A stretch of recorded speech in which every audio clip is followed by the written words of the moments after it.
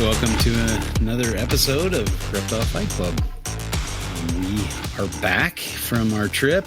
Rob and I are here yelling at you in our microphones. So it's good to be around again. How's everything going for you, Rob? Yeah, it's awesome. You know, we'll go through it a little bit, but the trip couldn't have turned out any better. Yeah. We all survived. That was step one. You know, and found all the principal targets, including things that, you know, relative long shots and all. So, yeah, I thought it was excellent. The only surprising bit of information was, it turns out that there are biting bugs that I wasn't anticipating in Utah, between Utah, the Arizona Strip, and Nevada. Somewhere along the way, I don't even know where it was that we really got into it, but someplace, and I'm sort of still dealing with those. But it seems like so Rob's talking about chiggers, and I was unaware of this, but he informed me that there are many species of chiggers in Utah. 52 species. That's crazy. It's wild.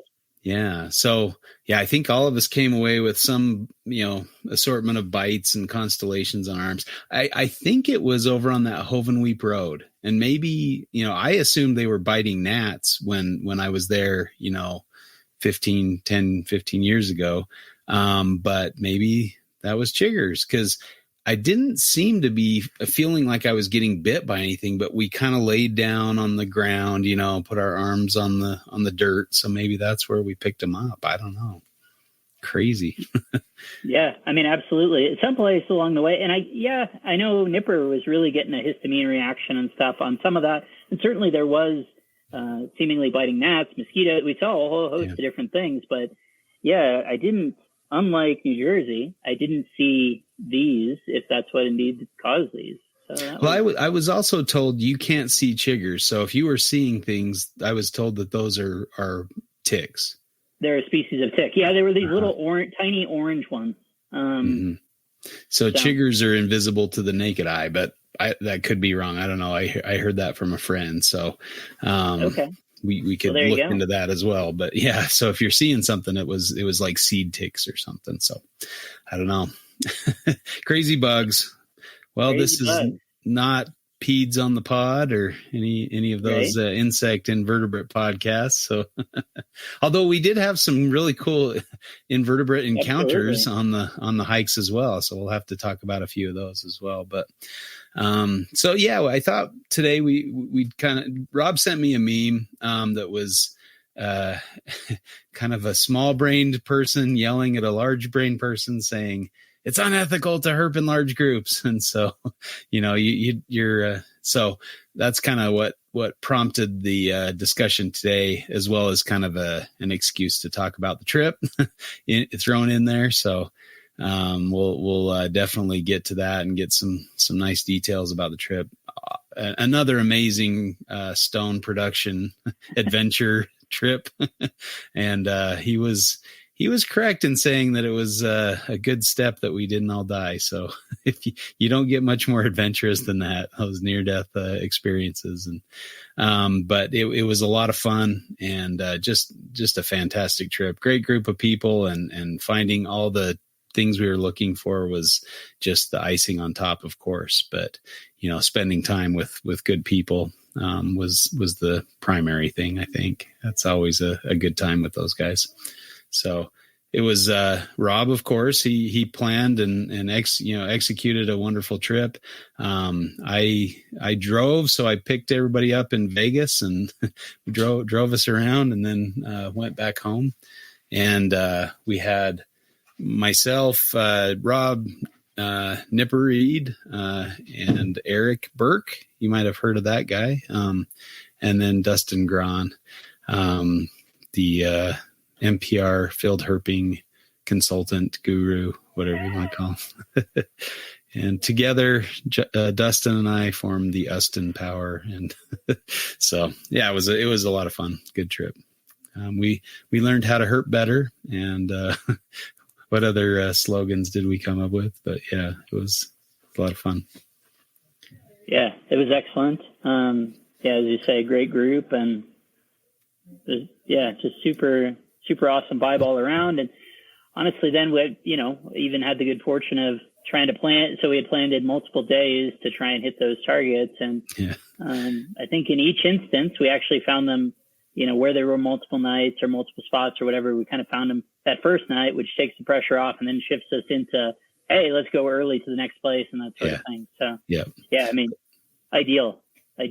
Yeah. You can't get much better than finding it on the first try or the first go around. So we didn't have many slow nights. I think maybe one where we just didn't see much, but that was about it. And we were shooting kind of for even a longer shot target that was kind of a plan B if we found plan A. So, but we didn't find it. So we won't talk about that, but, so I guess we can just dive into it, right? I mean, we spent most of the time in Utah, in kind of southeastern Utah, around the Canyonlands, Arches, some of the nice national parks in our state. Well, my state, I guess. Rob's close, but he doesn't get to call Utah home. He's over in that eastern, east of the Rockies city of Denver, that area. So, but we started out in Moab. Well, they flew into Las Vegas. So I drove down from northern Utah, and on the way down, I met up with a friend, Thomas Wilder, and went out herping with him for the first time. And he's a great guy, just really nice guy. Took me to a few spots, and we had some good herping together. Found a few rattlesnakes, a bunch of yellow-bellied racers. And then to kind of top off a couple gopher snakes, and then to top off the evening, we found a pyro. So that was probably a really nice way for me to start the trip, because if you'll recall last year, Rob and the crew, I was a day late and $1 short to the herp trip, and they went and found a pair of mating pyros on their first day. So that kind of set their trip the trip off last year. And I got there the next day for them to rub it in and thank me for not being there so they could see such a wonderful sight. So I got my pyro on the way down this time. And it was a really crazy looking thing. So we were road cruising, and Thomas said, I haven't really seen him after dark, but we were going to take one more pass. And I saw this little black line across the middle of the road, which looked almost like a tar, line. It was very thin and dark. And I thought, that looked like a snake. Let's check it out. So we turn around, and right as we turn around, a truck comes around the corner and is right behind us. And so Thomas, being the wise herper that he is, pulled way off of the road so the truck didn't have to swerve around us and go in, to the middle lane.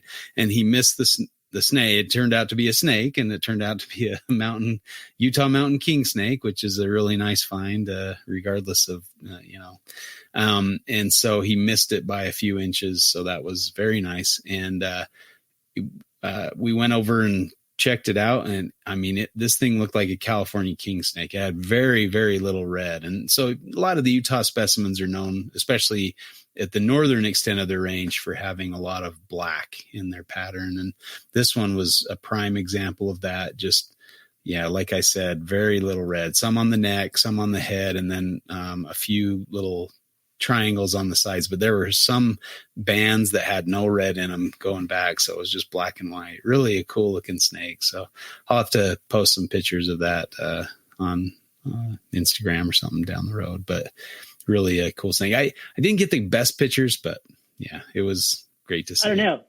Maybe I was just excited for you, or maybe it's the fact they looked really good to me, and you took them on kind of that granite type stuff, right? And I thought they turned out really nice, and obviously a beautiful snake. Yeah, really a unique look to it. And we took a few pictures and then let it kind of helped it to the way it was headed down towards the river, and got it off the road. It was so hard because it was such a narrow section. It was not much other than road, and then a steep hill to the one side, and then a river to the right side with just a little bit of bank. So it was such a hard thing to say, I'm going to put this thing, towards the river, knowing that it's going to probably have to cross the road back over to get back to the mountainside, and thinking, if this thing gets hit, that's just going to be a very sad thing. But guess that happens every day, or frequently during the season, but really cool to see my first live and happy Utah Mountain King snake. So beautiful species. So then after that, I headed down, and I had planned to sleep in my car, and I got, after I left that, I was kind of high on adrenaline from finding that snake. And then, getting to Herp with such a legend as Thomas. And then, heading south, I realized I didn't bring anything to sleep in my car or, a tent or anything like that. So I just got a hotel room in St. George and slept there. So it was only a few hours from where we were, herping. And so just slept in a hotel. And then of course, all the flights, or several of the flights, got delayed, and, you guys were a little later into town. And so I thought, well, I'm in St. George. Why not go look for St. Georgie animals? So there's a lot of good spots. And I went and hiked one of the popular trails in St. George. Of course, right off the bat, there were a few chuckwallas, and I hiked a little bit further in, saw a couple desert tortoises, and then came across a beautiful leopard lizard long-nosed leopard lizard sitting on a black lava rock. And so you got this yellow lizard on top of a black rock. It was such a perfect pose and just a nice looking lizard. And so got a few nice pictures of that with my zoom lens.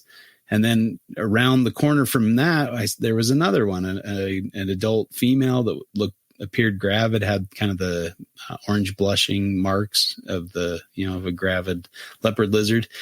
And so that was really cool to see. And around the corner from that was another little baby desert tortoise. Saw several species, in a very short hike.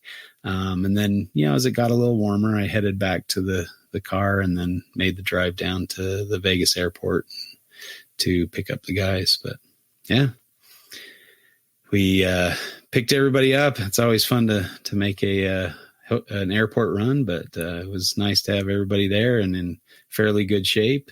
I think Nipper promptly fell asleep, and which was not unexpected considering his flight across an ocean, but it's good to have them all in the vehicle.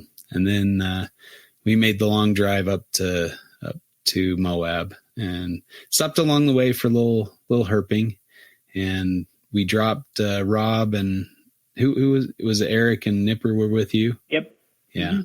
And then Dustin and I did a little road cruising. And road cruising. Yep.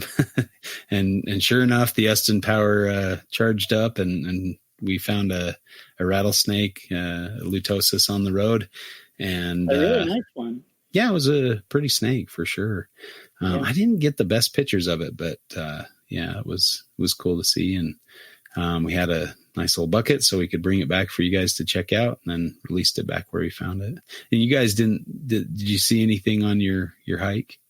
As much? No, I mean, it felt pretty good. So it was going into dark, right? And yeah, it was right on dusk. As we were, that spot, obviously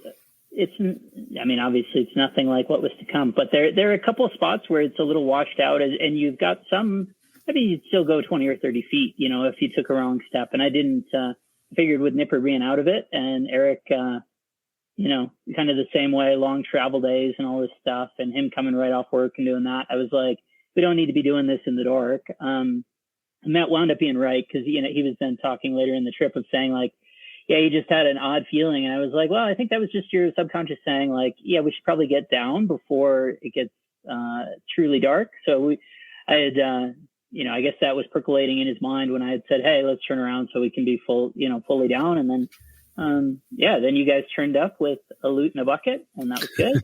Yeah. And, and so we took some photos, you guys kept looking, and then, we headed out, and on the way out then, with a false start on my part where I thought I had left something, and then Dustin did leave something. We didn't realize that one though. And, but then we saw another loot that was smaller and a little less, they're all cool, but a little less visually impressive, on our way out as we went on to Moab. Hey. Mm-hmm. Yeah. So started off the trip with two loots and made our way into Moab, pretty much just in time to kind of hit the hay and, get some rest for that first night. I think it was about 1 a.m. Yeah. Midnight, 1 a.m, something like that. Yeah. Yeah, for sure. So it didn't seem primed to be doing anything. And holy heck, that road that goes north-south into Moab, that's on just into the state, I could not believe the traffic that was going through that road. I mean, that wasn't going to be a cruising road anyway. You know, you can get a sense for it where you say, okay, this is going to have more activity than what would be ideal for that. But I honestly couldn't believe the volume of traffic at 1 a.m. on that road. It's nuts. Yeah. And I mean, Moab used to be a quiet little town and not very well known, but I guess having a national park so close and some very enjoyable activities for a lot of people, rock crawling and mountain biking and all sorts of stuff over the Red Rock. That is a very popular activities out there. And so lots of people just flock there. Some people, not really my thing. And at least those 2 specific highlights. Yeah. You generally love it. But a lot of that stuff, not really my thing. Yeah. I was always kind of frustrated with the vehicle traffic and trying to, climb up cliffs and stuff. It's like, okay, whatever. I guess some people get excited about that, but that was definitely never my thing, because it would bust up the rock and just look terrible. And so luckily it's kind of restricted to a certain areas. And, you just kind of avoid those areas, because that's where the car people are trying to climb their trucks up the rocks and stuff. And then usually flipping and rolling down the rocks, and getting out and cracking a beer or whatever. But, so, and then the mountain sound good to me. Yeah. Mountain biking. I guess I enjoy mountain biking, but I think I went with the wrong people, because they were really good mountain bikers and they just took off, and I'm trying to figure out what I'm doing, and I don't know if I was in the best of shape at the time, and it was not enjoyable. And then I think the first time, I was with a, group of youth, and we were kind of taking these youth out. And so these guys were walking there. We were on the first kind of practice run, on the slick rock, and everybody was walking their bikes down into this wash. And I said, "Oh, come on, you guys, this is how you do it," and I rode my bike off the little ledge, and my front tire stuck in the sand, and I endoed over the front of my bike and hurt my neck. And I'm like, well, okay, I guess you do it that way. I look like the biggest idiot, but that's what old people are supposed to do, I suppose. So the kids laughed at me pretty good. And then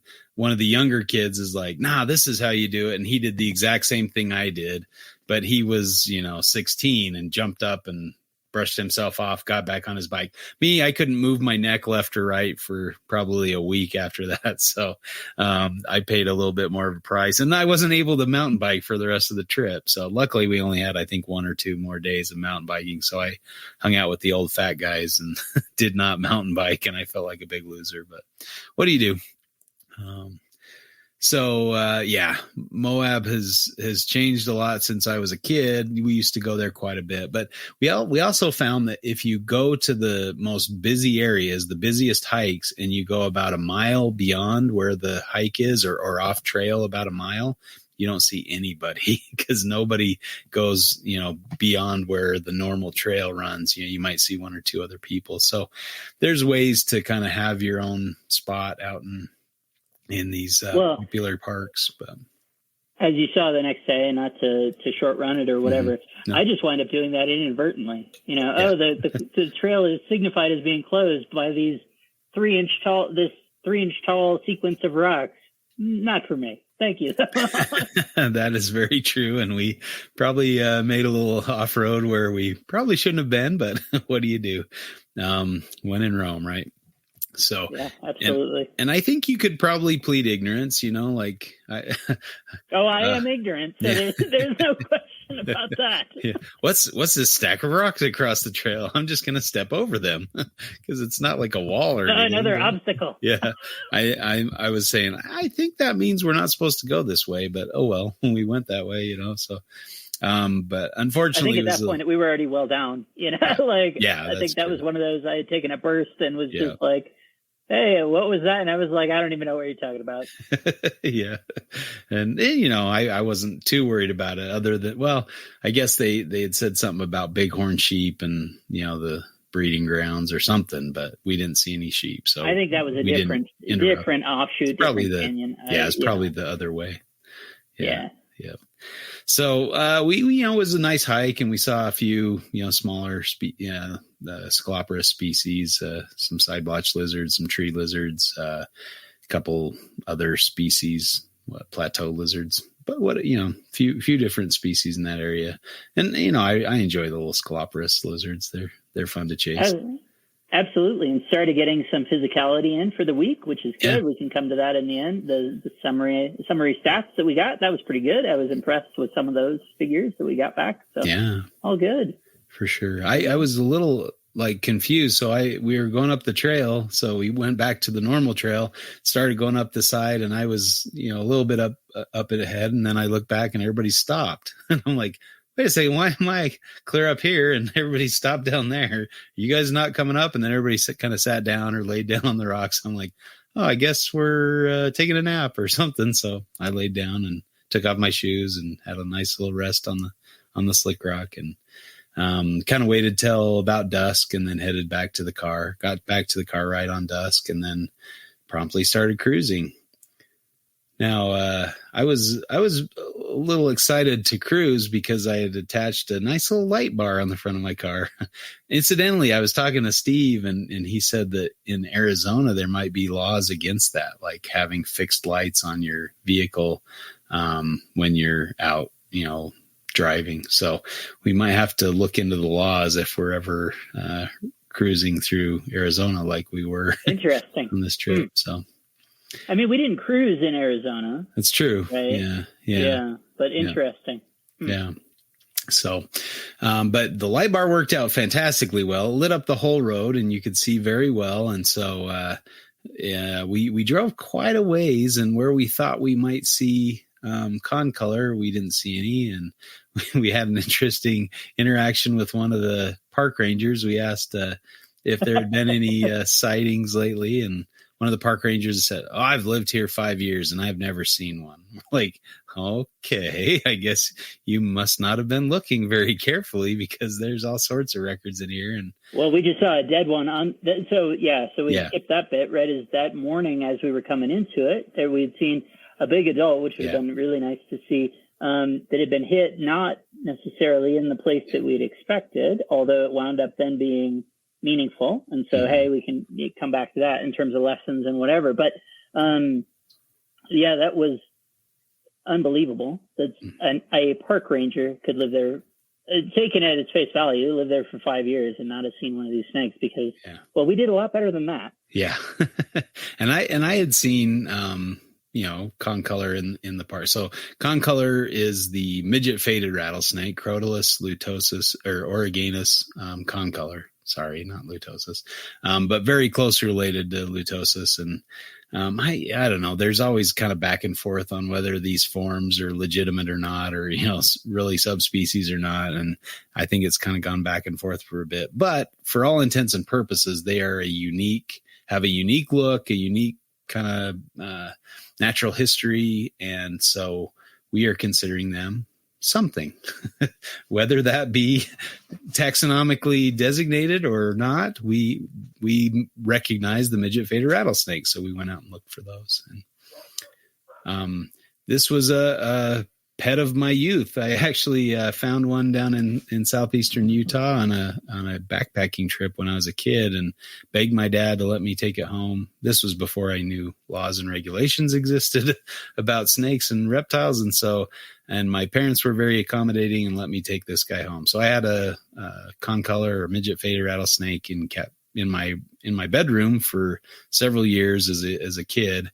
And I think the statute of limitations. Yeah, I think you're good. I think I'm okay to talk about this and potentially get myself into hot water. But and once I found out it was illegal, I gave it away. Not to mention my future wife, we were dating at the time. She said, "Yeah, no venomous," and so I said, "Okay, that's fair enough."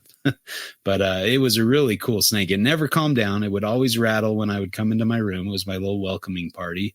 But beautiful snake, just really nice looking rattlesnake. So when I collected it, it only had a button. And by the time, I'd had it for several years. It had, quite a few rattles added to that. So he did pretty well. I think I must have had him for at least 5 years, 6 years, something like that before I gave him away. So really cool snakes. So I was, I'd seen a few since that time, one in, down on the Cedar Mesa area. We were on a hike and saw one kind of down in the canyon there. And then I'd seen a DOR in Canyonlands and also a live one. I was looking around in this little overhang in Canyonlands with my dad and some friends. And all of a sudden I heard what I thought was a hornet nest. And so I'm like, oh crap, I just stumbled into a hornet nest. So I backed out of this little overhang and looked in, and I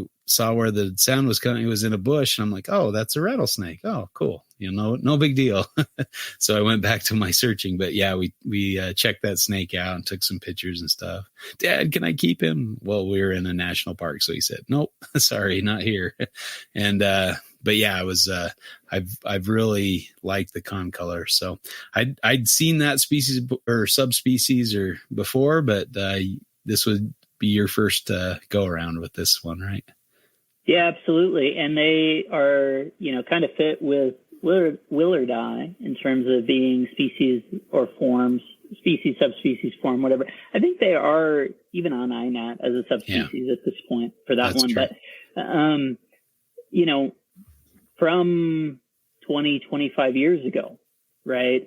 Something that was of peak interest. And maybe it goes back. I think Josh Parker wrote a Reptiles magazine article. He then later talked about, on a podcast, he had mentioned, someone was trying to sell them and implied that he had gotten them from the author of this article. And Josh was going, I am that author. And you definitely didn't.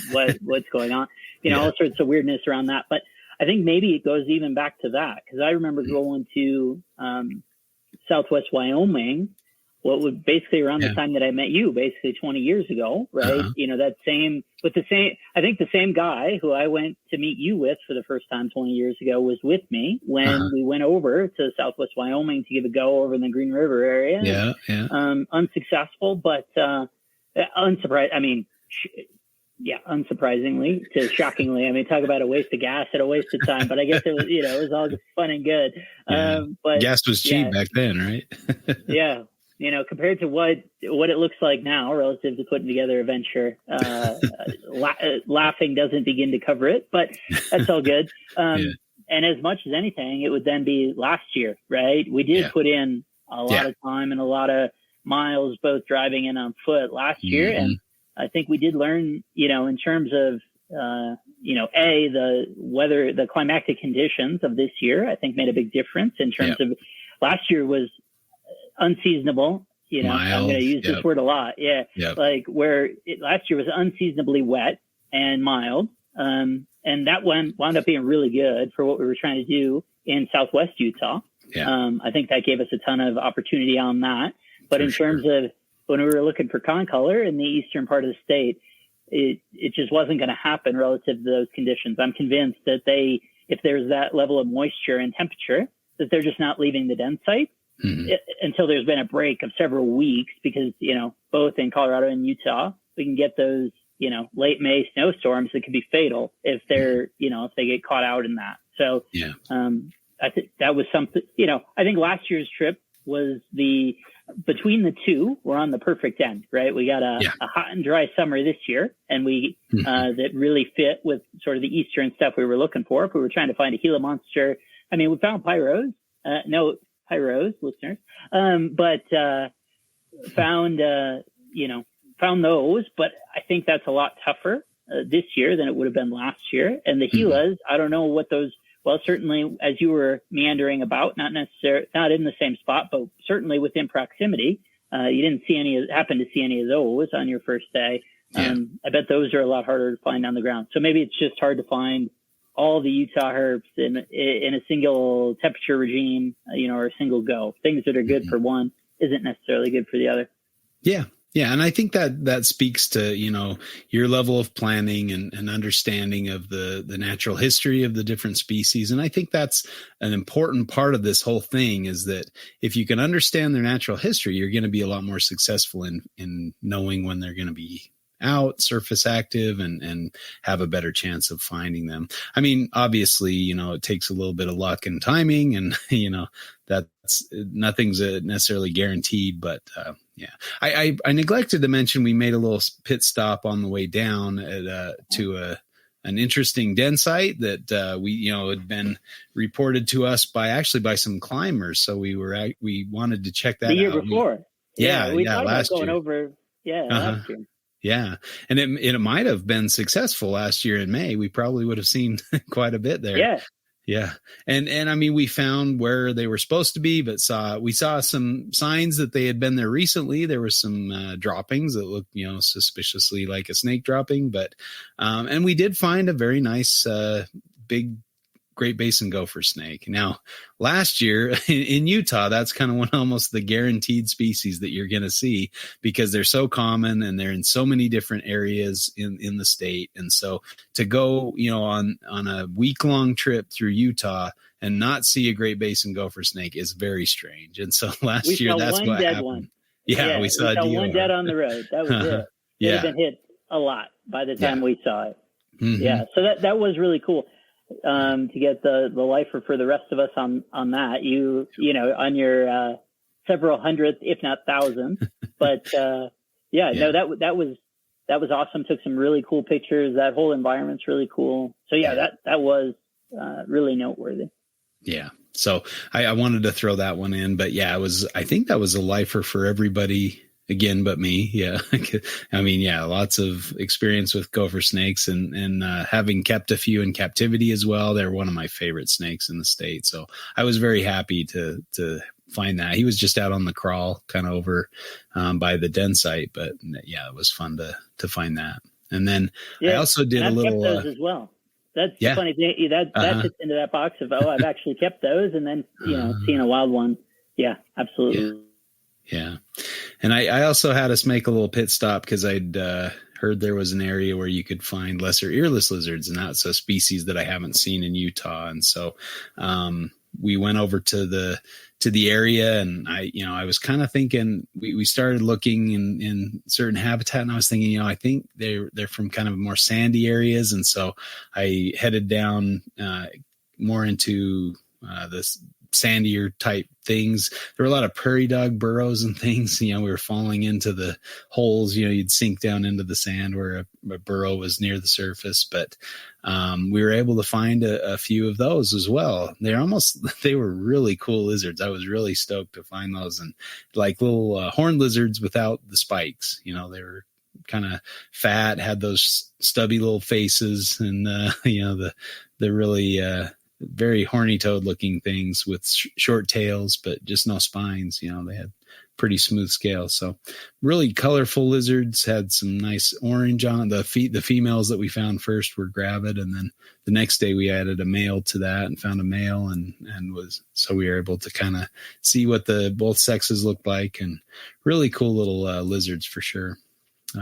So back to Canyonlands, we were on dusk and we started driving, and we did several passes through kind of Canyonlands area and within the park, and didn't have any luck really seeing much there. And so we were thinking, well, let's head kind of make our way back towards the Airbnb, maybe do a few passes where we saw that DOR, and that's actually where we hit pay dirt. We saw one on the road, and we're all very, very happy. That was a nice little moment.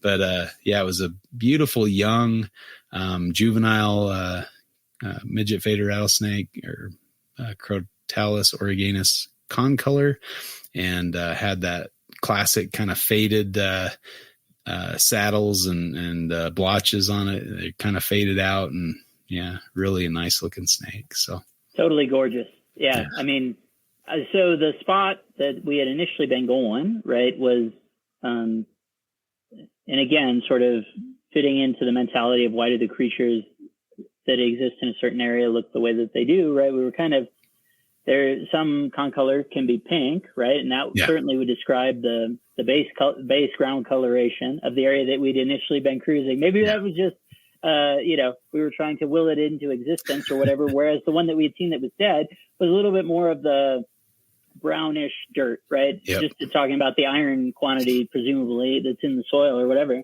Mm-hmm. And, so we had really been hitting that part, whereas the big one that was dead from either the night before or early that morning, was more of that brownish color. We get out that way, and it was obviously a baby of that type, although exceptionally nice. I would say exceptionally clean and light background, certainly beautiful. And, as is your want in particular, especially with me when I'm taking hundreds of photographs to try and come up with one that I'm happy with, eventually it reaches a point where you say, okay, I'm going to leave and try and find some more. Yeah. And it didn't take too long. I drove up the road a bit and, found a larger individual, maybe, double probably the size. Large sub-adult. Yeah. Not quite a full grown adult, and not the size that we saw, DOR, but pretty good sized animal. And so I was able to bring that back. Again, we were outside of the park, so I could put it in a bucket and show the guys, and we released it back where we found it. It was a nice looking animal as well, in a different way. I mean, it was darker and kind of more, like you said, kind of that upland form, I guess, of con color. I'd seen one in the park, a DOR again, but it was that classic, pink faded out splotches, just a really beautiful snake. So I was, along with you, hoping that we would see something in that Red Rock area that would just be that pink faded out look that really gives the con color kind of their reputation, I guess, as a beautiful form of rattlesnake. Right, which is funny because they are super variable, right? If we're talking about the ones up by Green River, kind of actually, odd etymology or what, they kind of have a greenish cast to them. So there's a whole bunch of different looks, but the one that sort of captures the imagination is that salmon pink, I think, for the most part. Not one that we saw coming later in the story. We did see another one, and that looked distinctly different and much darker than any of the, certainly than the baby or the youngster that we saw.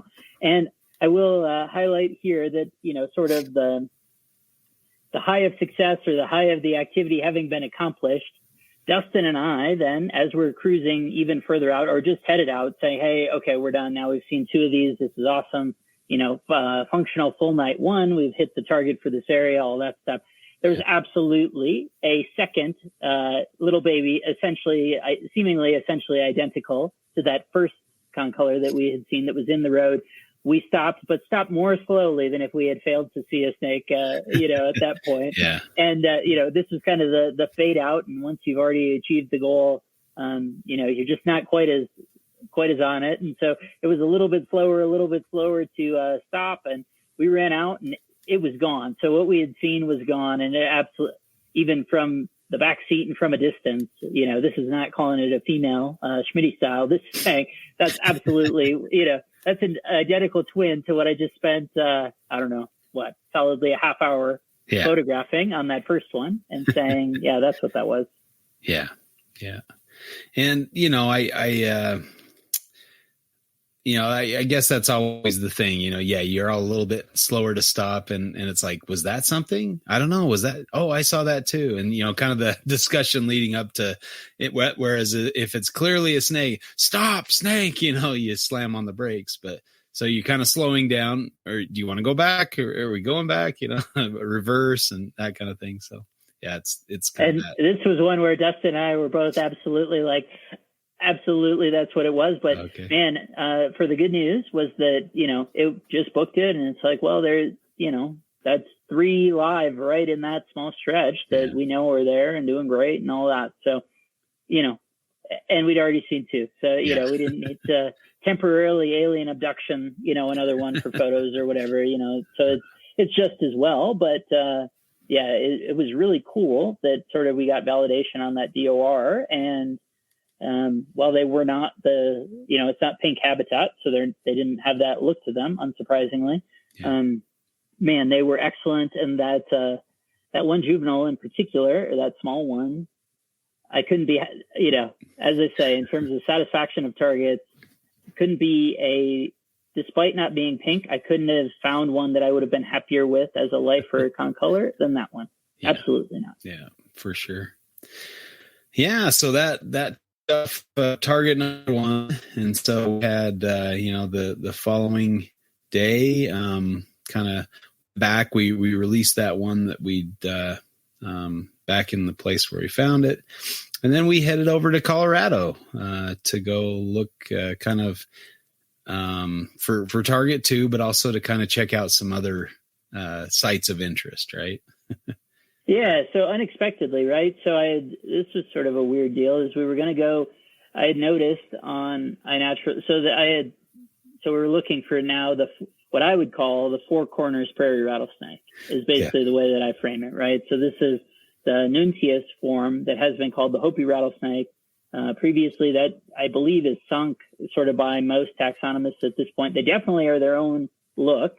But there's a range within it. And that's sort of what comes about of saying, hey, are we just talking painted desert Arizona animals? Or are we talking about, essentially all the viridis that are in the Four Corners? There's if you study the range map closely, you'll see essentially that Colorado Plateau on the southwest side of the Rockies in Colorado through southeast Utah, northeast Arizona, and above, Albuquerque, right? There's just sort of this little offshoot of the prairie rattlesnake population that shows clear isolation, but amongst itself, there's no physical barriers that seem to limit it to only the painted desert. I would say unsurprisingly, right? There's a major highway that runs through there, and otherwise you're talking about either Hopi or Navajo land.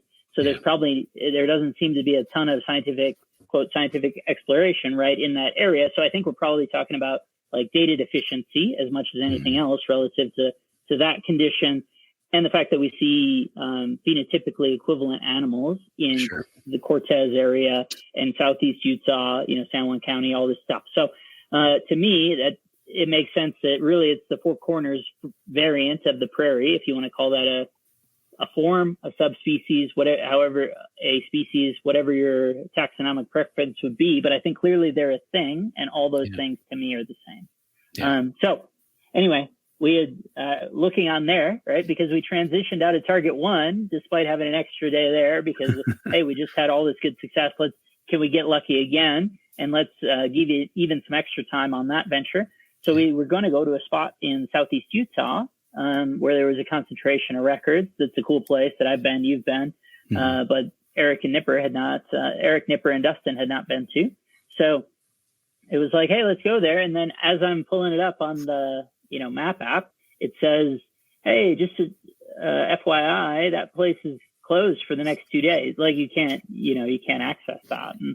And, so that was interesting. And it turned to hey, let's pivot. I know this place in Southwest Colorado. Let's go over there. It's a really cool spot in terms of, I had framed it mostly in terms of, ancestral Puebloan, pottery. That to me is just mind blowing to have that on the surface. Definitely not my lived experience in Denver for sure. Really cool. So that was the framing I had. Additionally, there's a ton of cool fossils in that rock. The rock that was utilized for that area is heavily fossilized, right? It must have been the seabed, in terms of the way that sandstone's put together and all that. So just a really cool area by itself. And then also has, not coincidentally, has Four Corners prairie rattlesnake. Yeah. So I know that Nipper and Dustin perked up quite a bit when you said, ancestral Puebloan ruins as well as fossils, and they were definitely in heaven, looking around and finding different things and getting very excited. So some of us were a little worn out and maybe took a little bit of a nap in the car where the others looked, and it was fairly hot. So we probably weren't going to see. We went early and then we went later before dusk, split by a meal in Cortez, one of my favorite towns in the world. And highly recommend. And but on that second one, I think basically everyone but me was just siestaing it out, whether in the car or in the field. Yeah.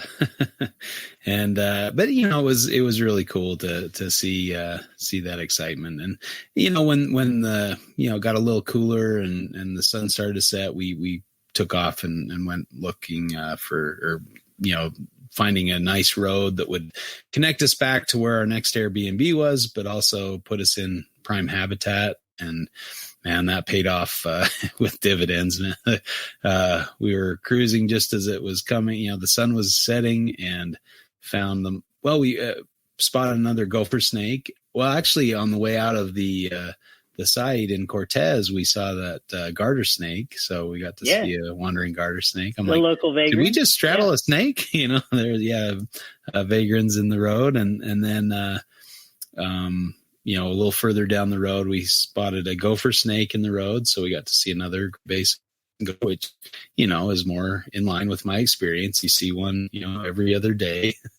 And then further down the road, we saw the most beautiful Hopi rattlesnake, Nuntius, or variant of the Viridis, whatever you want to call it, in the road.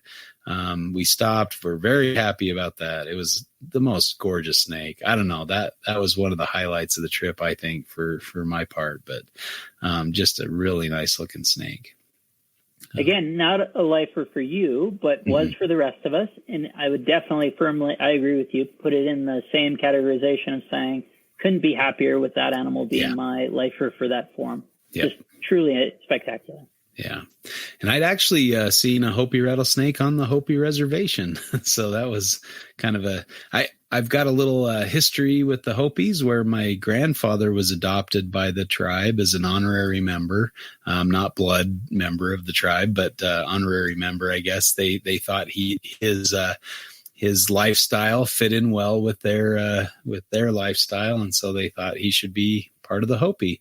And so through that, my dad and then me had this, intense interest in the Hopi and their culture. And so we'd visited the Hopi land quite a bit growing up, and had some pretty neat experiences down there, being able to see some of the dances and things. And one of the most fascinating dances and cultural attributes of the Hopi was the snake dance. That one always got my attention, of course, because it included snakes. And the Hopi, the dancers, and it was within two different groups or clans within the Hopi, the Antelope clan and what's the other one? Maybe the Snake clan. I can't. Maybe it. I'm not sure what the other clan was, but I know the Antelope are involved in that, or were involved. I don't know that they perform that dance anymore. A lot of their history is kind of disappearing because nobody wants to take up the reins to keep those traditions going, which is kind of sad to see that culture disappear. But so anyway, they would take various snakes, including different rattlesnakes, that they would kind of spread out and go searching for over the course of months or weeks or whatever, and gather these snakes, bring them back and kind of ritually cleanse them and get them ready for the ceremony. And then the dancers would actually put the rattlesnakes in their mouth, and they had kind of an attendant with a feather that would distract the snake and keep them from biting the dancers.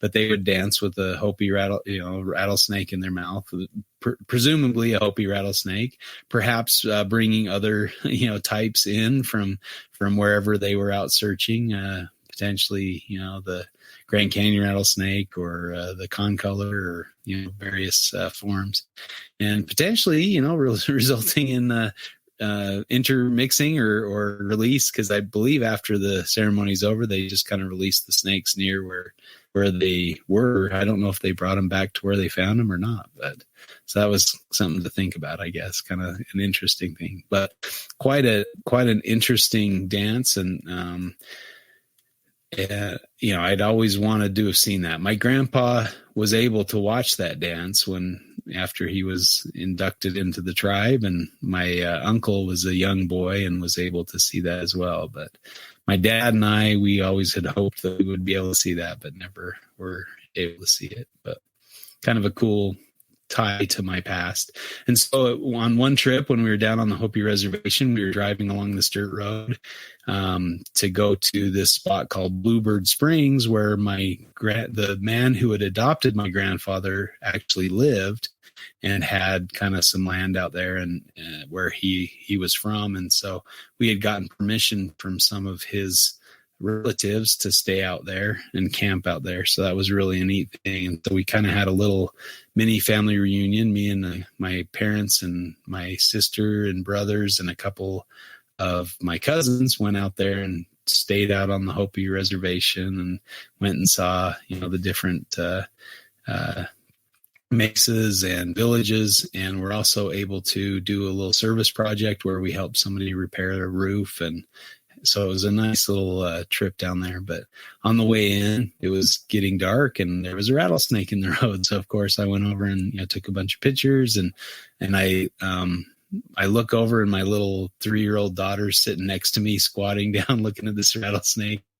My wife was a little panicky about that deal, but I definitely kept her, back out of the danger zone, so to say. But really cool experience.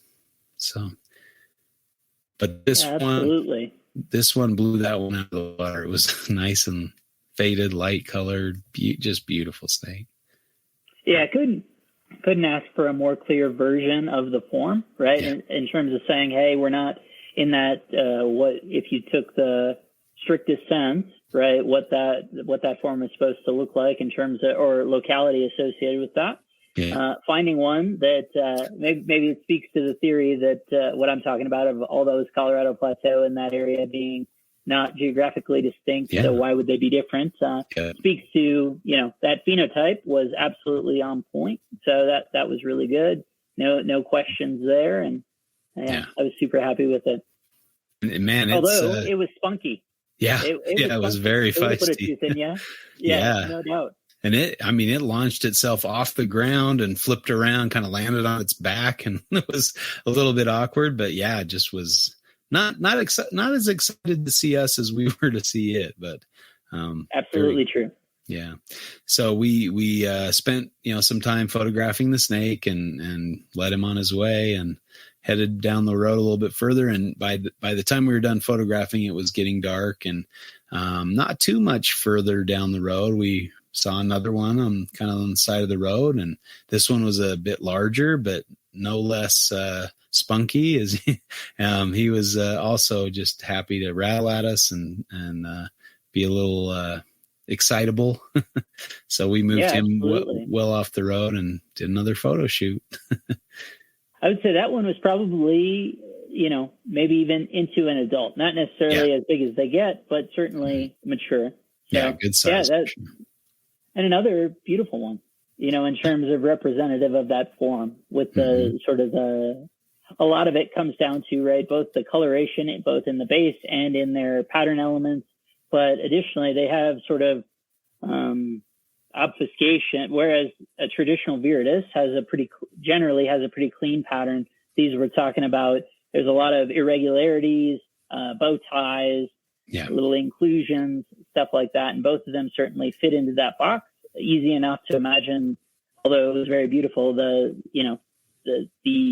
young that we had seen turning into with size something like that adult, though maybe a little bit lighter. But very, very consistent across those two things and very consistent with the phenotype that we were looking for. So couldn't ask for more. And again, kind of on early end of that. Mm-hmm. Yeah. And the second one looked a little bit more like the Hopi rattlesnake that I'd seen on the reservation, where it was kind of that little bit darker pattern, but similar in a lot of ways to that individual. So that was pretty cool. Yeah, and there you go. All the more backing, right, for sort of my own pet theory about the taxonomy / the range of these things, and super interesting. So yeah. The one I saw in the Hopi had kind of white outlines along the saddles, which kind of is another nice look for the Hopi rattlesnake. And I don't think the individuals, the larger one definitely, the smaller one, the big one. Yeah, the smaller one may have had some of that element, but that's another kind of characteristic, I guess, the lighter outline. I guess the larger one had a few kind of scales around the saddles that were lighter colored. So fitting in, with that phenotype, I guess. But yeah, it seems like it's probably just a more variable phenotype, right? And this is all a lumper splitter question, because at this point, right, we're talking about, in theory, if you just went to Wikipedia, something that doesn't exist. Or at least exist as its own independent entity. So, man, we are down the rabbit hole at this point. For sure. All right, pulling out of the rabbit hole, and so we made our way to the Airbnb, and got some good sleep, and then the next morning went back to Canyonlands, and of all things, we found our students. So what was the look at? But some really cool lizards. So there's a spot that I knew of where I'd seen some really nice collared lizards, and so we went to that spot and checked out the collards, and we found quite a few. There's more than a dozen collared lizards along this short stretch of road, and so we got some really nice photos and beautiful lizards. And this was in the park, so of course no collection allowed, but it's nice to know that kind of they're in a protected spot, and hopefully will remain protected and high in number or whatever, a good healthy population. So that was fun to see, and kind of played the spot a game, drive along slow and see who can spot the lizard first on the rocks, and it was a lot of fun. And then see how close you can get. A lot of those are very bold and will let you get within a few feet, and so we got some really nice photos of them. I'm really happy with the photographs of the eastern collards that we got in the park there. So really fun to see those. Yeah, absolutely. That was just totally gorgeous. And as you say, a couple of them, right, could get real close to seeing some of them that have sort of the orange neck pattern. Just all of them kind of with that incredible base coloration with the blues and yellows and greens, just blue. So beautiful. Yeah. And most of them were males, but we did see a few gravid females and a couple of juveniles that it's hard to tell for sure whether they were females or males, but really a fun spot. So after that, I think we did a hike in the park that turned out to be a little warm and a little exposed. So we went back and headed further north. So we went up looking for rat snakes up kind of near Moab, and we were there right on dusk and right around the perfect time. There was a little bit of traffic, so we had to kind of hope that cars weren't going to go through and hit a rat snake, but we weren't fortunate enough to see one of those. But we gave it a shot, for one of the nights, and then kind of made the drive back. We did stop by kind of where we saw the concolor on the way back and had another look, but didn't see much after a couple passes, and I think everybody was kind of tired, so we headed back to the Airbnb and called it a night. But what a neat day, filled with some really cool lizards and some neat habitat for sure. So, and the only bummer of that was when we were up at that Intermontana spot, was I'd still, again, my perspective is different. I'm sitting in the back. This is before I'd sort of worked out I need to get additional verticality, sitting on my leg and all that to really, feel like I'm in the zone with you. Was you still somehow picked out a baby concolor that was even smaller than the ones that we had seen previously, but was super dark. Yeah. That just the most minuscule squiggle that you had picked out, but unfortunately that was a real bummer in the sense that it had been basically crushed on the back half. So it was a dark concolor, baby concolor, probably almost certainly right coming out of that rock outcropping, having been born in the fall, overwintering with the mother and its litter mates and all that, and just making its way into the world. And that road has not nearly as bad as the other one that we've been talking about, but one of these where it's like, how is there this volume of activity ostensibly in the middle of nowhere? And sure enough, it was enough to effectuate a concolor, or at least, cause it so that we had to assist in that process, which is always a bummer, but I mean, you're doing the right thing. And, but man, if we hadn't seen the previous two, that would have been absolute. I mean, it's already crushing enough. That would have been unspeakable. Yeah. I mean, it definitely would have been a much better experience had it not been hit, to see a beautiful little juvenile with only a button. It couldn't even rattle, but that's heartbreaking to see him having been hit by cars. But to know that we were in the right spot looking, and, there were other cool snakes out there, and to see one kind of a bit far afield from where we'd seen the other ones was kind of neat to at least have seen, a different look to them, I guess, or in a different location. But yeah, and absolutely, I mean, absolutely, totally agree with that. And I would say, I don't know, just feel compelled at this point in the dialogue to mention that as a PSA, despite that condition and being, certainly on the way out, that, certainly I was glad that I had utilized a hook to manipulate that animal, because, I could have been going with it because it struck repeatedly, was repeatedly, being in that condition, right? It's obviously could not be more stressed and all that. So, don't get clever, even though it's all of 4 or 5 inches long and half crushed.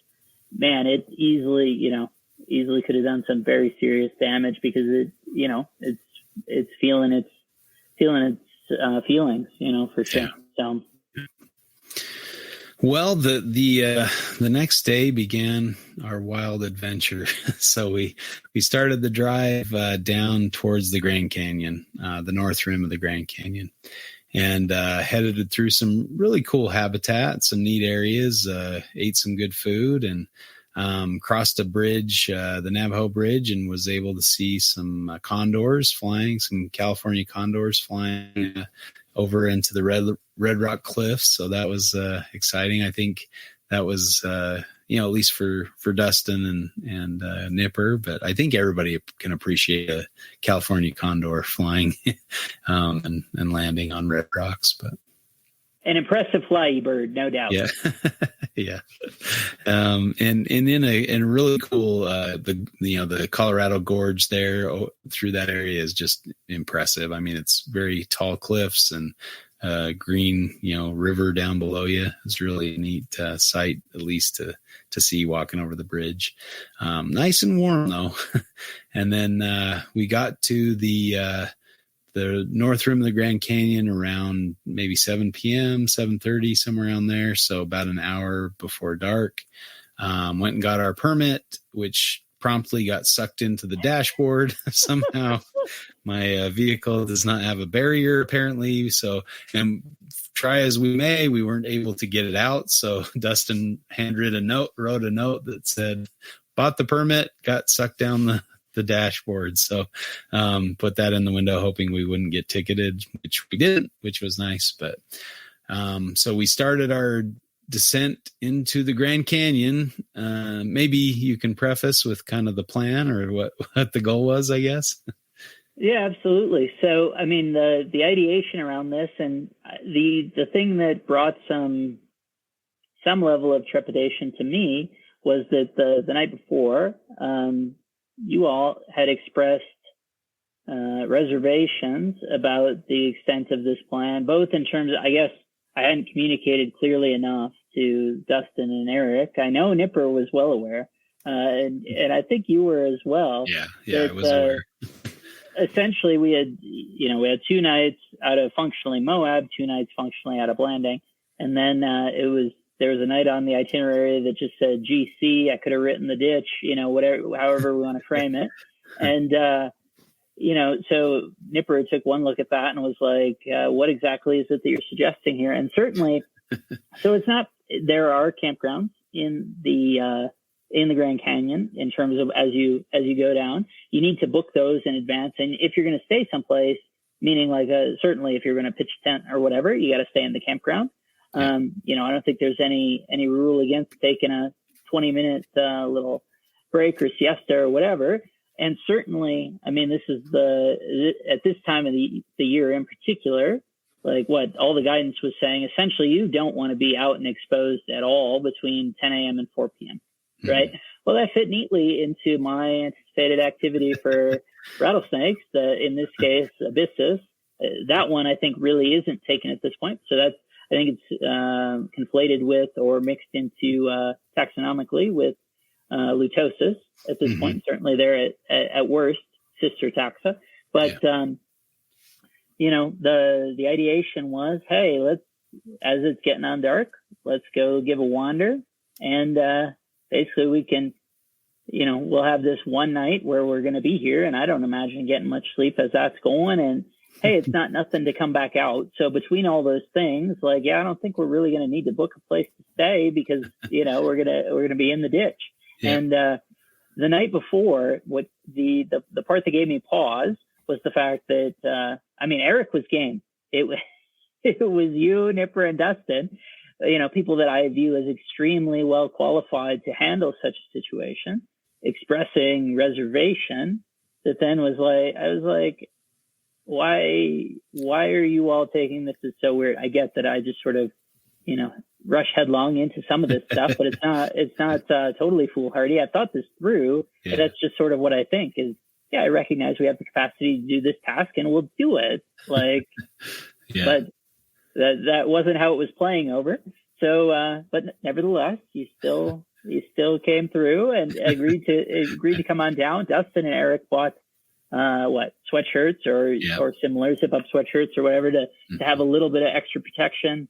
I had packed ahead. I had a waffle shirt that I didn't use.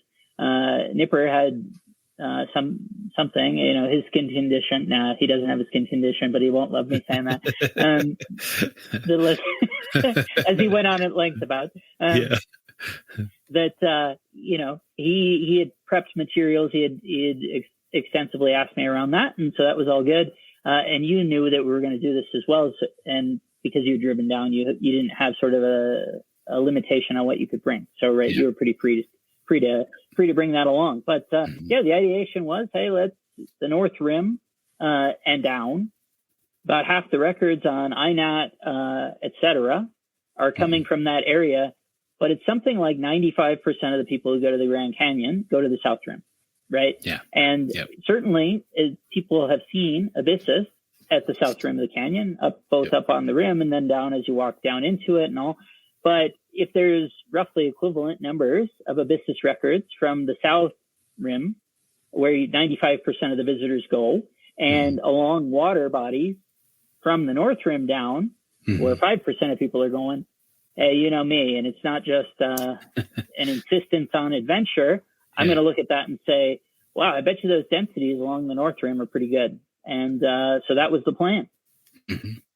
And just to mention, the South Rim's at 5,000 feet and the North Rim's at 8,000 feet. So you've got a 3,000 foot differential between the North and South Rims. Yeah, certainly it's a little easier walk from the South, but again, that's just not really my style. So I don't know what to tell you. Right. So, but I was excited because I hadn't seen abyssus. Well, maybe I'd seen abyssus.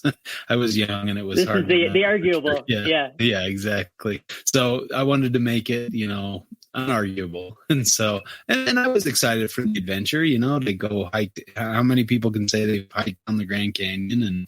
And I hadn't done that, even, live as close as I do to the Grand Canyon. So I'd been to the North Rim and been to the South Rim, but I hadn't hiked down into the canyon, down to the bottom.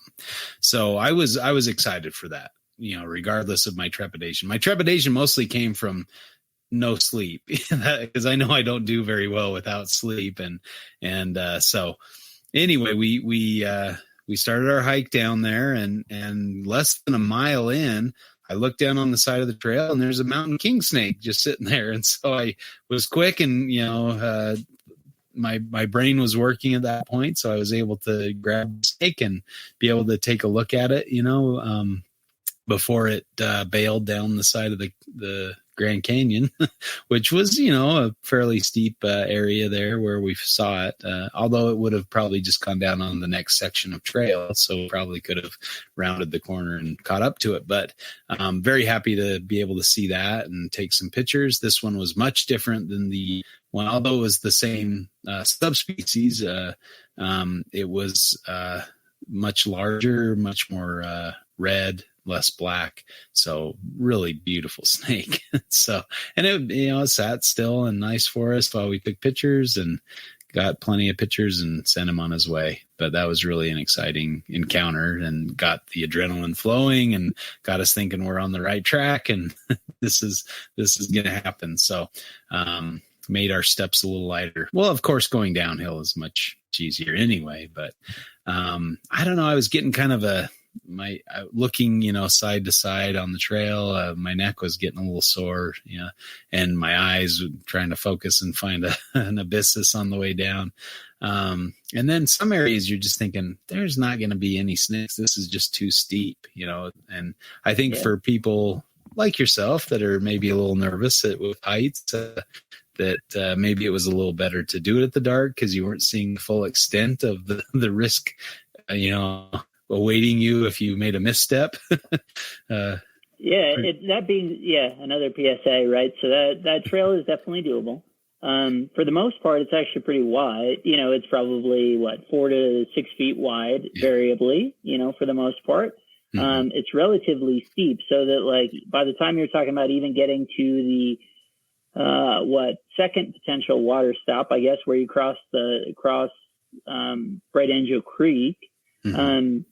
You've gone just under 5.25 miles in terms of distance, and you'll have covered 3,800 vertical feet.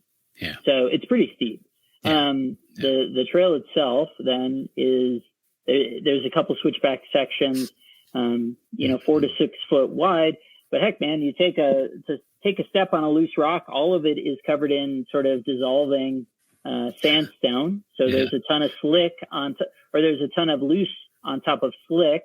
And some of those, you take a false step and you're going to be going a long way without much to stop you, especially the lower you get. There's no doubt about that. A couple of hairy sections. I got into it a little bit with a couple of rim to rim people. It was basically empty, and given my proclivities, I was able to get into it with 50% of the 4 people that we saw, or cause a negative interaction, or I would say, frame it as they caused it and I just effectuated it. But that's all right. We made it through. But definitely. I don't know if night was better or worse, certainly coming up. Having better coming up, I think, in the dark, but yeah. So it was just kind of the black void that I was trying not to pay attention to, and instead trying to look for a snake. So that was my mind was. I was able to override my lack of confidence based on saying, hey, well, I got to keep my eyes peeled for this, and I got to focus on this direction and all that. So that was all good. Yeah. And we also avoided the heat of, the heat that's the real killer in that area. And I think just afterwards, I think somebody died the next day or 2 days after, whatever, of exposure and of heat exhaustion or whatever coming out of the Grand Canyon on the North Rim. Won't be, the rattlesnakes won't be out. So So we got down to the bottom or the little Colorado. That creek. And walking along there towards Cottonwood Campground, and Dustin and I were kind of behind. You guys were a little bit ahead. Right. At this point in the venture, Nipper was getting. He just didn't seem to be in the best of moods, and presumably it reflected his concern relative to the task ahead of us, and that makes sense. But so the mood, as you say, was lightened by pyros, but was still a little bit grim. You still had that looming hike up in the background of your challenge. Mind. I honestly, that wasn't super concerning to me, but I understood where other people were coming from with that, and I was like, hey, I'm gonna bolt this and get as far as I can, and see what happens. And before Eric was with me, and I was like, hey, you'll stay at the campground. We'll see how far I go or whatever, but give it a rest. He was feeling it a little bit. And it was like, we probably only made it a third to half a mile and get the walkie-talkies essential kit. And Dustin calls and says he's got a good one. Yeah. Yeah. And I was pretty close to where he was. He had kind of gone down this hillside closer to the river, and right on the embankment was this beautiful abyssus, Grand Canyon rattlesnake just curled up on the side of the big one for that form. Oh yeah. Very thick. They're not that long, but very thick. Yep. Yeah. Yep. And he wanted to move. We kind of had to follow him and wait till he was, kind of sitting still. Situated up a little bit. Yeah. Yeah. And he complied pretty well, and we were able to get some really nice photos of him and had a nice little photo shoot with him. And it was a really, really cool experience. What a beautiful snake though. Just, and not quite the, I guess that classic form of the faded out, with, slightly darker, saddles, but, very within what you would expect for abyssus, right? Kind of the darker outline color. Yeah. I think the ones that because you don't see that many of them, even in photos and books and stuff. You don't see that many of them, and I think it's the handful of the same picture, right? Like so in the rattlesnakes of the Grand Canyon book, there's that beautiful, essentially patternless pink animal, and I think that's the exception rather than the rule. So if we're measuring, hey, does ours look like that? No, it was that same color, but it still had far more hint of blotching, nowhere near like a lutosis or something like that. But in terms of, there was hint of blotching, but in the exact pattern as it should be, and certainly a no doubter. So again, 3 for 3 relative to no doubter targets, no doubter lifers for most of us, potentially not any of them being lifers for you, but all, giving certainty to that last one at least. So. Yeah, for sure. And, kind of had a more lighter, kind of a yellowish tan background color. And then the blotches were maybe a little more red, but not really standing out. But the outline around the blotches was cool. Kind of that thin line around the outline or scales, darker scales, kind of giving it a little bit of an outline. Really a neat look. I think that might have been some of the flashlight. That's the other thing. We all have these different flashlights. We're all looking at them differently. Yeah, I tell you, for my photos, that's a salmon animal with beautiful pink or beautiful little graphite style fading, untouched. Yeah. Just sort of came through beautifully. So I think that is another thing, right? We see when we see photos, what are those photos?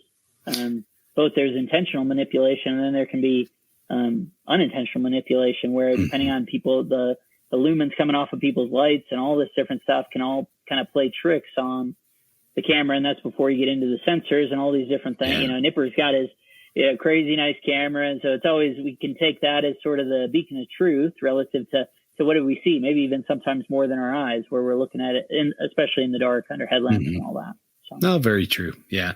And, I think all the snakes are going to look slightly different in as well, or in harsh sunlight or something, but beautiful regardless of, what the true colors may have been. But very, very great experience. One I won't soon forget. The hike out was quite arduous. So I knew I was going to be driving, so I thought, I'm just going to make tracks out of here. I told you guys, go, as fast as I can, get to the car and get as much sleep as I can before you guys get there. I'm rested, and then while I drive. So I made tracks. Dustin kind of went with me, and I was thinking, he was going to pull ahead of me or something, but he said, "Oh, I'm going to stop for a rest." And I said, "Well, do you care if I keep going? Because I feel like if I stop, I might not be able to start so easily, as you're half my age." And so I just kept going. And after a while, I'm like, "Are you still back there?" He's like, "Yeah, I had to stop for a few things, and I'm looking at the stars and stuff like that." So he was maybe 20, 30 minutes behind me. So I thought, well, I'm going to stop around the place where to refill your water. Turned out I didn't need any water. Like, then I drank, and I think for nothing, just to bring it back down and carry it back out again. But I did go through about 2 liters of water, 2.5, 3 liters of water, during that hike. But my rate on the way out was about the same as my rate on the way in. Now, granted, I was searching and looking on the way in, so we were moving a lot slower than we normally would have, but, I booked it out of there pretty good. And so I hit the, that water spot and thought, well, maybe I'll try to get a little sleep here. And I thought there was like a picnic bench or something, so I was going to lay down on that, but I couldn't find it. So I chose a rock, and I kind of get comfortable, start to snooze off, doze off a little bit. And then I hear voices and I see headlamps, and I'm like, oh, I guess people are coming down the trail. And so I kind of sat up and I turned on I was debating whether or not I should prank them and like play a rattlesnake rattle or something and get them startled. And I thought, well, they could be back in heat, or they could take it a little far, or not think it's a funny joke and beat the tar out of me or something. But so I decided against that, turned on my headlamp, and just kind of was sitting there when they came around the corner. But I asked them, oh, how far have you come? They said 1.5 miles. I'm like, oh, I'm going to go to the car. I'm just going to get out of here and be done with this. And so I made the last push. But man, the last push, I passed probably 30 people coming in about 4 a.m. It seems like 4 a.m. and 3:30 a.m. is about the time people start making their way down the trail to avoid the heat during their hike down, putting them down by the river probably just around sunrise. So probably a smart idea. And if I do it again, I'm choose that way. My daughters are really upset with me that I didn't take the Grand Canyon, that I went without them. But I think I learned some good lessons, and so that was it was quite the adventure. But so I did a couple hours of sleep, and you guys came out, and that was that. we got our third target, and I rode a boot, so not a bad adventure for sure. I will admit, towards the end of that, so we drove from there all the way to Vegas, and I must admit I was feeling it. I was getting a little tired. I don't know if you noticed, but I kept having to kind of shake myself awake and turn up the music. And yeah, absolutely. I definitely did, and I certainly appreciate it. It was one of the, so when we had come out then, Nipper wanted me in the far back, so because as I say, so Eric was feeling it a little bit, so we had come up relatively slowly. We had come up then we got to the top about 6 a.m, and physically I felt great. Mentally, having found the snake and thus lost the motivation, it became, especially to the water spot, everything until the water spot, every step, I was very conscious of the black void to one side or the other. So that was kind of my, my Idaho, so to speak, right, of that part of the venture. Was not the physicality, that was totally fine. It was the consciousness of the impending void on the other side, however real or imagined that would be. And I would say it's both, kind of depending on where you're at. But nevertheless, I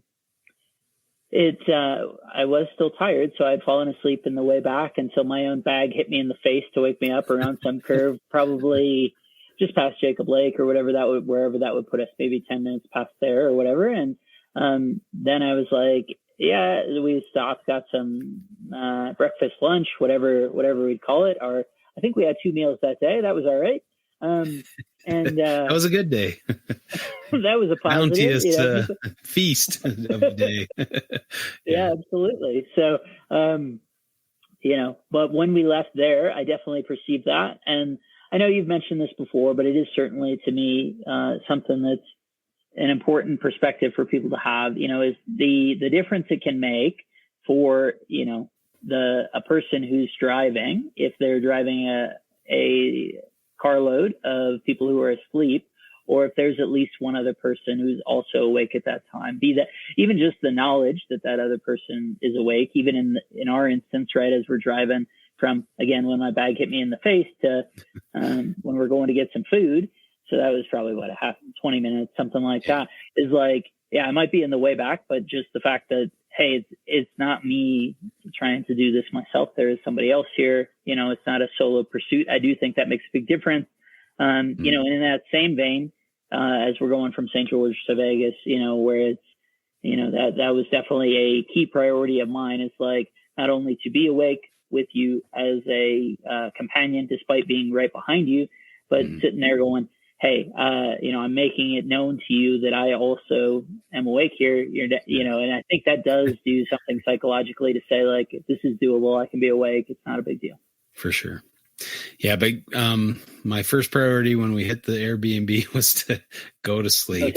I ran and jumped into bed and was dead to the world for a few hours. But what a great experience to be able to say, we've gone down to the Grand Canyon and back again within the course of a Pyro and Abyssus. Found two very wonderful and amazing snakes, and then. Couldn't give you too long to rest, though. Had to keep you, from resting on your laurels. Yeah, that's true. So we got up and prepared to go out cruising again, right? And so headed out kind of north west of town, and went to a spot. We went to meet up with. We went to have some supper. Again, our bounteous second meal with Chris Allen Jensen, Lindsay, and Aspen Mahan. Yeah. Which was great. Always good to see those guys. Yeah. Chatting about pizza. That was good. That was a nice spot. And then as it got dark, we headed out to this spot to look for our fourth and final target of the trip, the Crotalus Stevens eye. So the Panamint rattlesnake. And of course, in par the trip, we found one a few hours after we started, and this beautiful, right? Kind of hitting it on perfect. Feeling good about it. Saw some more gopher snakes. Probably, we saw easily a dozen of them. At least one more than once. The same one more than once, and I guess that would be forthcoming in the venture, but. A couple on the outward bound, a couple Great Basins, then kind of, hey, we touch base on where is it that we expect to actually find them relative to the habitat we're cruising through. Oh, it's back that way. We turn around. I would say that was within 5 minutes. Then boom, 3 foot Panamint rattlesnake right there. What a beautiful animal too. It had a blue face. I mean, blue cheeks. Blue cheeks. Blue cheeks, so nice. That gray, the white. Just totally gorgeous. And that one was very mild-mannered. Yeah. Just behaved itself, just kind of sat there. Really beautiful snake. Kind of had some red banding towards the tail, at least kind of orangey red. That blue wash over it. I think that's my favorite part of that snake was that blue wash. It was just really neat looking. Looks like it had been through a few, scuffles or something. Had some scarring on its face, but just kind of they have kind of that grumpy snake face that looks like, don't bug me, I'm crawling here, whatever. But what a fantastic animal, and really kind of the cap off to a fantastic adventure and just a great trip. So we had one more. Oh, go ahead. Well, I was just going to say, as a memorable point for me, right, is I don't remember if it was before we found the concolor or so in the run up, or if it was after, or maybe it was after the lewds. I don't know. But Dustin had said, "Hey, dude, if this comes through and if we hit all 4 of these targets, that you plan this trip around, then I'm going to kiss you." And sure as shit, man, I found that Spaniments, and next thing I know, I got Dustin give me a big old kiss. So that was all good. I missed that one. Where was I? I don't know where you were, man. That was that was the reaction, was saying, "Hey, that you delivered on. I made this promise. If you could deliver the targets, we did." And I was like, "Well, there you go, dude. No worries." That's hilarious. Yeah. Well, I'm just keep them to the trip, I guess. But yeah, that was couldn't have been much better than that. We had one more night of cruising, went up to a different spot, kind of up higher in the mountains, got quite a bit cooler than the previous night, and we saw a few gopher snakes, but that was about it up there. We didn't find another Panamint. Didn't pull another one. Couldn't make. It went from three. We had 3 doubles, and then it went to singles of the other 2 the Hibiscus and the Panamint. Yeah. So 5 species or forms, subspecies, whatever you want to call them, of rattlesnake on the trip, which was can't beat that for especially if you're looking for all the crotalus species in the U.S. So which we all coincidentally are. You're getting pretty close. How many more do you have to find? 4. 4 more. 4 by my count. One is there's a plan 4. I've looked for 3 of the 4 to this point. One of the one that I haven't, I'm sure anyone who's looked into it can imagine what that would be. We'll have to see how that comes together. We'll certainly get there, and heck, we're gonna have a good time along the way, right? All of this came out of COVID, just in terms of couldn't go to Australia. Hey, what's a fun thing we can do? That's really the point of the thing, is saying, hey, what's an opportunity to inform trips, right? Because otherwise we can wind up just saying, hey, do we like going to Arizona? Yeah, that's absolutely great, but that doesn't necessarily push our boundaries and make us check stuff out. So that's really been sort of the genesis of that. And super fun. Very cool. Yeah, it's kind of nice to have that extra little layer of competition or goal or whatever you want to call it, to say, let's do this in addition to herping with friends and that kind of thing. So what a great trip, and will not soon be forgotten for sure. Yeah. Why don't we spend just a couple minutes talking about the topic and herping in large groups, if that's ethical or that kind of thing. We'll go ahead and flip the coin and see what side we take. You want to call it? Heads. It is tails. I'm sorry, man. Your luck on flip has not been too great, but so, I mean, I don't know that we necessarily need it's just have the a little bit, but I think I will take of course, it's not unethical to herp in large groups, and why that is. So, and I'll go ahead and just kind of throw something there. So, when I was looking for milk snakes, right, I went to an area that was pretty well known, and a lot of people hit that area. And it seemed like most of the rocks were kind of loose, easy to lift and look under, because 5 or 10 people had already looked under them.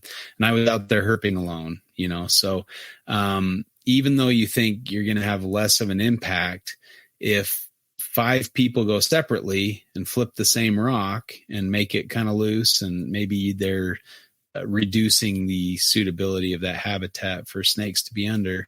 Whereas if you've got 5 people all together, only one of them is flipping the rock and looking under there, because everybody doesn't need to flip the same rocks, and you're actually more efficient in your searching and actually do probably less damage or alteration of the habitat.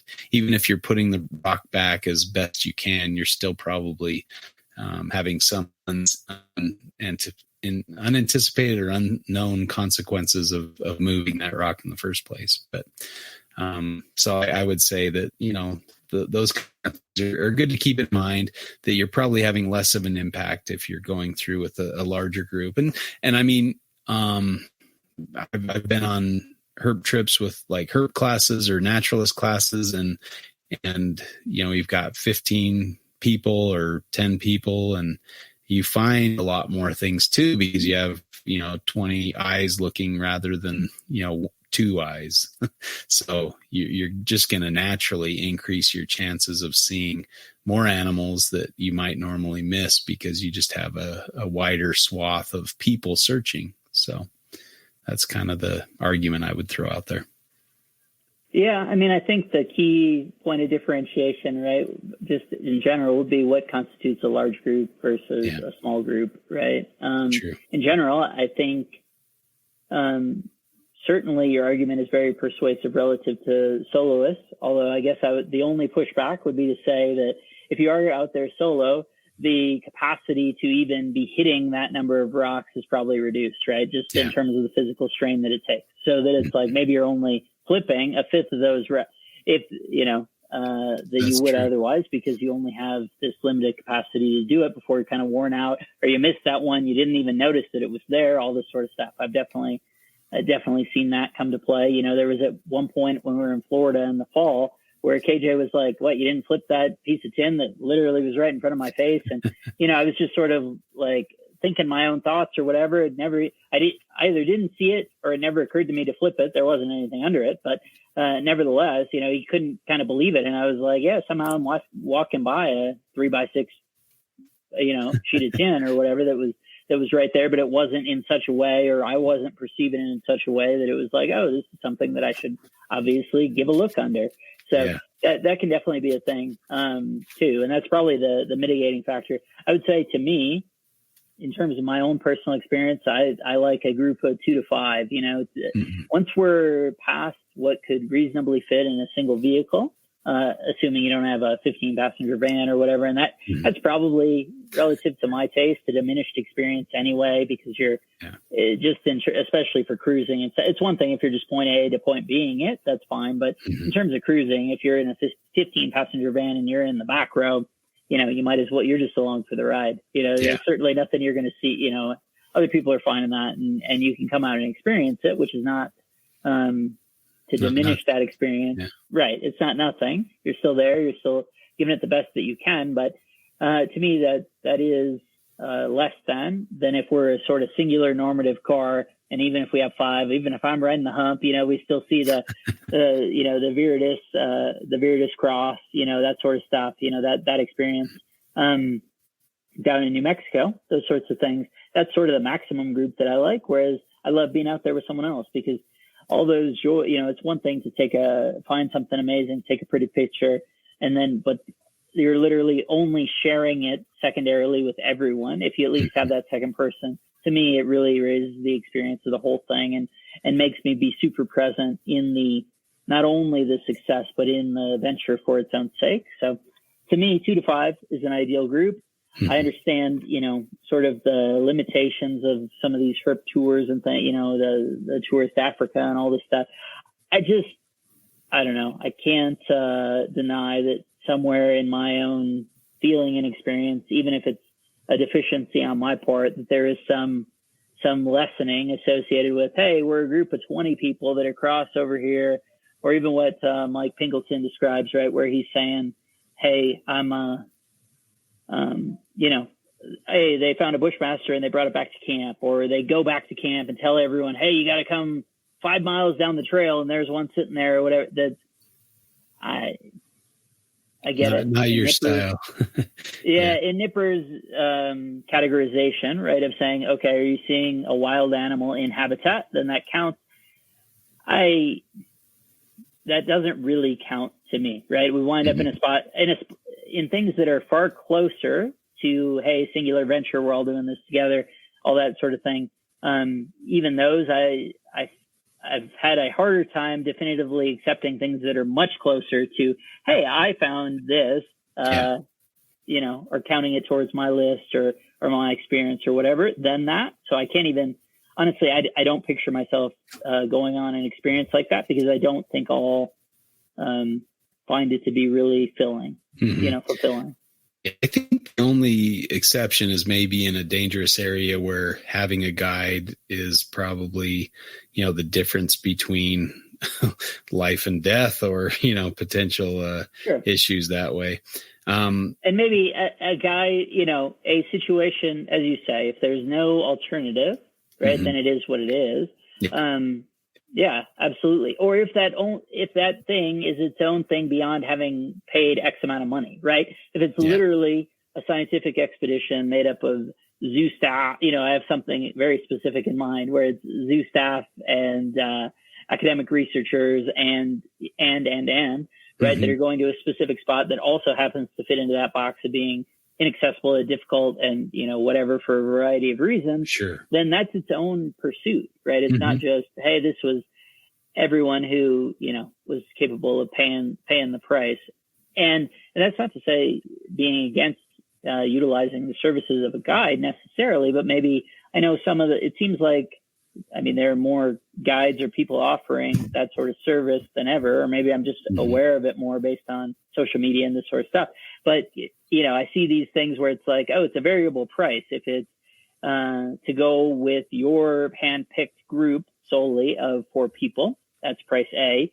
And if you're just part of the cavalcade, it's you and you by yourself and then 9 people that you don't know joining you, then that's price B, half that price or a third of it, 2/3 of that price or whatever that is. And again, maybe we have to have a show where we talk through it and figure out what that looks like from folks that offer that service. But, to me, then that option A would be the preferential route on my end. And that probably means that you get more input on, hey, these are the things I really want to find. We're not just taking the rote tour. It's, hey, we're specifically my particular interest or the group's particular interest. And we still have that same group experience, but it's a +1 or +2 or whatever that looks like, instead of just, this is, you and 8 people who you don't know, which could turn out to be great, right? Almost invariably out of that experience, I'm going to be meeting new people that, when we talked to Zach, right? And that was sort of what she had given is you meet these great new people. And I don't doubt that. I also don't doubt that there will be people that I don't get on with. And, it's going to be a mixed bag because it usually is. So. Yeah. Well, and thinking about, my birthday bash in Central Australia next year, I hope, quite a few people will come, but I think it's going to be more of a loosely associated group of herpers out kind of in a similar area rather than everybody's piling into a bus and going, stop to stop. I think of it more as, we maybe have walkie-talkies. We kind of try to stay in the same area and alert each other to notable finds, but everybody's kind of in, a normal sized car and has groups, and maybe we switch around and, hang out with different people on different days or something, but, where it's more of a loosely defined group of herpers together rather than a giant mass going all together. But, I definitely think you do see more, but also there's the caveat to that you might not find it personally, or you might just kind of see it secondhand. Somebody says, come over here, look here. When I was in Costa Rica, I guess there's kind of the pro and con of, I might not be back here soon, or I'm here for a certain reason. Like if I'm on a work trip or something like that, where it kind of helps to have, a guide, know where things are so you can maximize your time and see a lot of things. For example, when we were in Costa Rica, I went to this place because they had, green basilisks in the area, and it was this little nature preserve type thing and private land. So you kind of had to pay them a little money to go walk around on their trails or whatever. And I said, are there any snakes around? He said, oh, go to this spot, this spot on the map, and you'll see a Bothrops asper, a viper. And so I thought, okay. And so I walked to that spot, and there's like police tape around this area. And in the middle of the area is this viper just sitting on the ground, and it's been cordoned off and roped off. And apparently it's just going to sit there for days or something, because why else would they put the police tape around it? But, kind of ruin the experience a little bit because, you instead of having to search for it or try to find it. Now I understand, he's not wanting tourists to go step on some landmine, living landmine and getting bit and having to deal with that. So I understand why they did that, but it kind of diminishes the experience a little bit if you're seeing a viper in the middle of some police tape. But and then he paused, are there any green masks? And he kind of grabbed my arm and said, look over here, and he pointed at one next. It's not as exciting as making that your realization yourself. I was far more excited walking along those trails and seeing like this armadillo digging and coming out of a burrow or something. And like, that was kind of more exciting to see that because it wasn't staged or it wasn't cordoned off or whatever. It was an animal doing its natural things. And I just happened to be there when it was making its movements or rounds or whatever. So I guess there's always that to consider.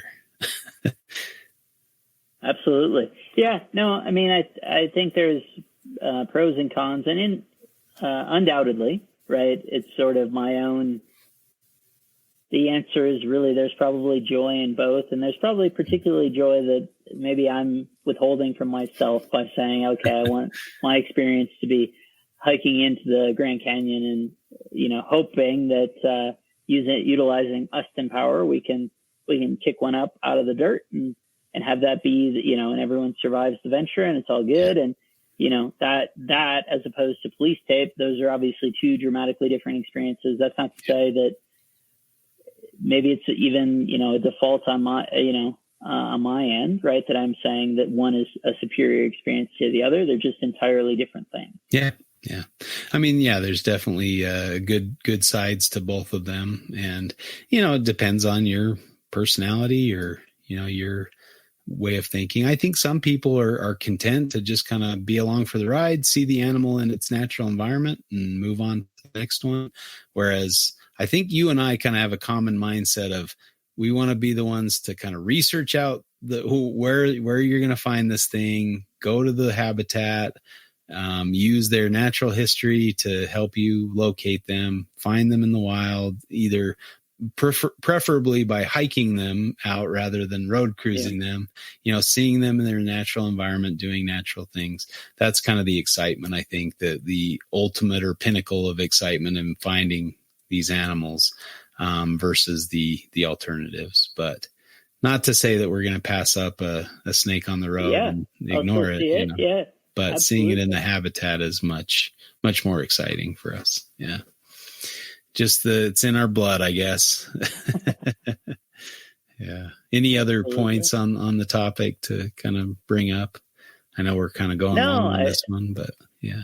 Right. I guess the only other thing that jumps to mind relative to the trip we just took, right, would be to say, heck, usually if you're on one of those things where it's a professional outfit with this huge group and all that, then, maybe you get some more creature comforts. I know I'm pigeoned as the one who insists on, access to communications and a bed and a shower and a toilet.